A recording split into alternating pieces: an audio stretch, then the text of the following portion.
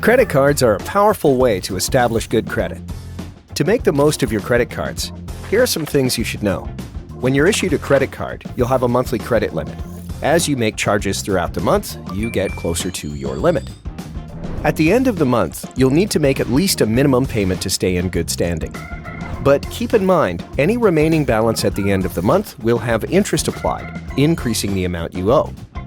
A smart strategy to avoid accruing interest is to pay your whole balance each month.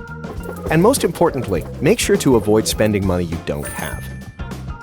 Often, credit companies advertise a low introductory interest rate for a new card, but it's crucial to always read the fine print. Make sure you understand how long the introductory rate will last and what the actual rate will be once the introductory period ends. There may also be annual fees. By practicing healthy credit card habits, you can keep your credit rating strong. To learn more, visit practicalmoneyskills.com.